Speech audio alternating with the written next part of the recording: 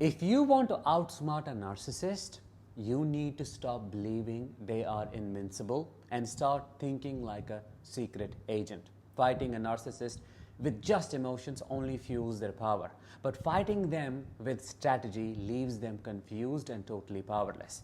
The more emotional you become, the stronger their grip. But imagine what would happen if you stopped reacting. Imagine if you simply observed them quietly and carefully gathered information like a spy would. That is exactly the mindset you need to have. That's exactly how you win. Hi, I am Danish, a narcissistic abuse recovery professional. Welcome to my channel. The topic for this one is really interesting. 5 steps to defeat a narcissist like a CIA agent. Let me tell you this is not about revenge, but it's about freeing yourself. The most powerful way to escape a narcissist, of course, is not yelling, exposing their actions, or having the final say. It is by quietly disappearing, fully aware of how they operate. Just like the CIA does not scream at their enemies or openly argue with them. They quietly observe, gather intelligence, and then vanish without a trace. They do not engage in conflict. They end the game before their enemy realizes it is over. Every major nation has a secret intelligence service. These agencies exist to prevent conflict, not start it. Their strength is not in weapons, but in silence and secrecy.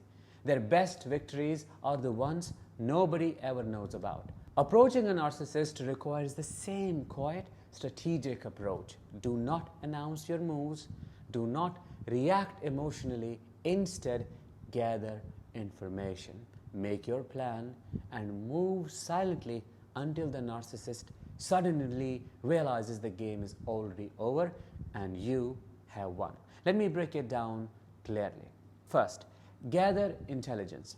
Before a CIA agent enters dangerous territory, they learn everything they can, not only about the location, but about the people involved. You need to do the same. Study the narcissist just as they studied you. They already know your weaknesses and triggers.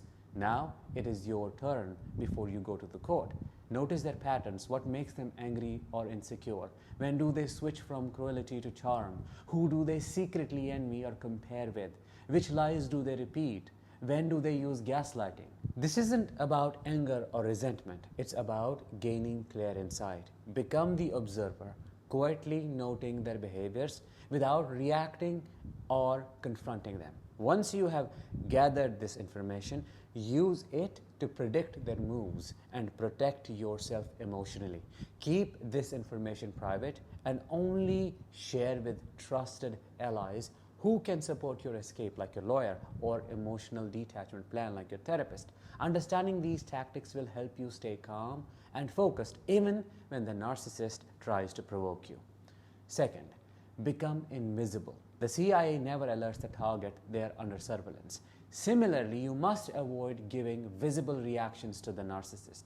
Don't try to make them understand your plan or frustration, because every emotional reaction provides them fuel, power, and a twisted sense of satisfaction.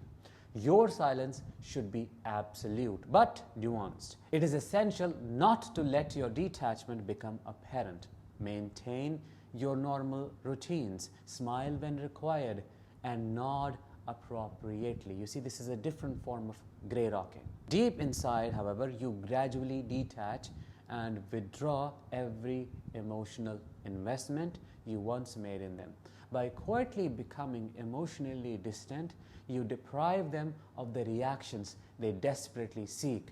This nuanced approach is critical because overt detachment, overt cutoff, may provoke aggression or intensified manipulation. Your goal is subtle invisibility. You become unreadable, unpredictable, and ultimately uncontrollable. True escape is never through dramatic confrontations, but through quietly fading from their emotional grasp right beneath their notice. Third, make a solid plan. The CIA never extracts an agent without a careful plan, knowing all escape routes, safe places, and backup options. You need a similar detailed plan that anticipates every damn possibility. If you are physically leaving a narcissist, for example, quietly save money in a separate bank account.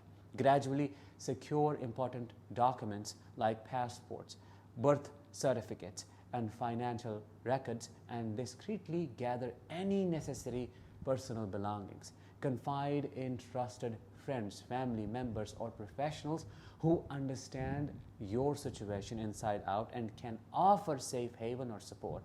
If you are emotionally detaching, begin building a strong support network quietly, involving a therapist or a reliable friend who can offer ongoing emotional reinforcement and guidance. The same is applicable to you and your relationship with your children. You don't have to announce it, you don't have to let the narcissist know that you are strengthening your relationship with the children. You just have to do it.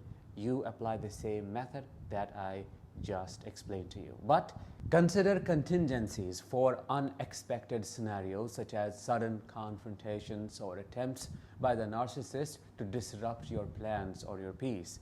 The subtlety and secrecy of your preparations are essential to avoid sabotage. Your plan must be comprehensive, firm, and strictly confidential without leaks or second guesses. You see what I'm saying?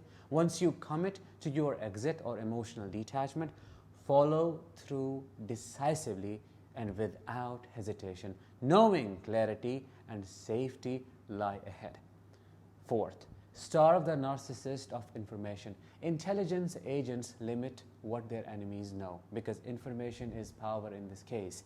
In dealing with a narcissist, you must apply the same principle. Do not overshare your intentions. Do not share them in the first place, your plans or feelings at all. Be deliberately vague in your responses because you will have to say something, especially when they try to probe deeper.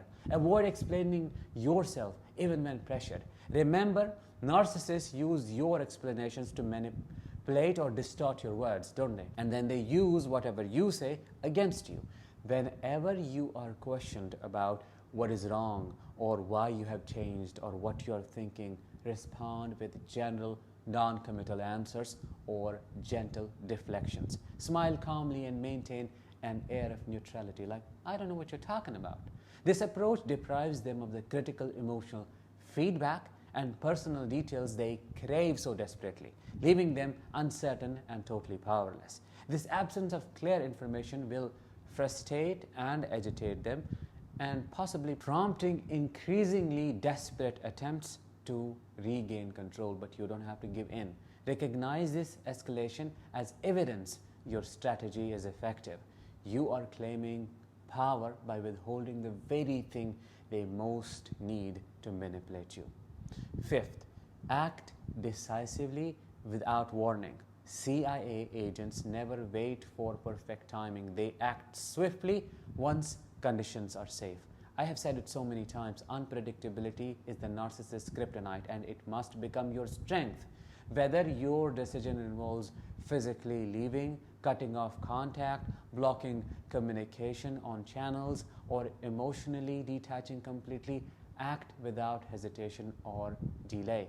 Avoid seeking closure, please, engaging in a final conversation because there is no finality, or offering explanations. These only provide the narcissist opportunities to manipulate or delay your decision. Simply and decisively vanish from their life as though you never existed in their sphere of influence. And this may be against your values, I know. This sudden absence and abrupt silence strip them of control, though, plunging them into confusion and total desperation, which is what we want. They will be left scrambling, uncertain of your next move, desperately trying to regain their grip. But by the time they realize you have gone, you will be able to securely navigate your path toward freedom. Lastly, remain emotionally hidden after leaving. That narcissist will attempt to re-enter your life, hoovering, claiming they have changed or apologizing profusely. Understand very clearly they do not miss you, only the control and supply you provided. That's their love language. Letting them back into your life means facing worse punishment for ever leaving. ignore all attempts to reconnect, no matter how dramatic or convincing. You are no longer that emotional caretaker or that punching bag. You have become your own master, no longer subject to their chaos. Yes, this approach may seem cold, but it is clarity, survival, and self-respect.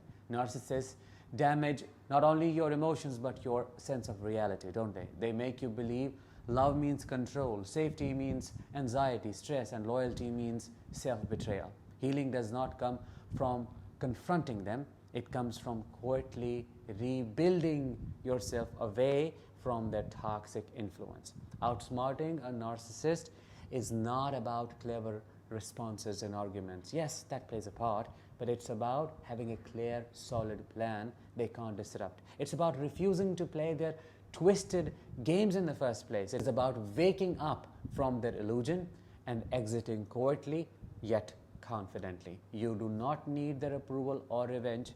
You need discipline, silence, and the strength to rediscover yourself. Do not expose or fix them. Do not explain or try to make them understand. Gather intelligence, build your plan, execute quietly, and vanish into a life they insisted you could not have without them.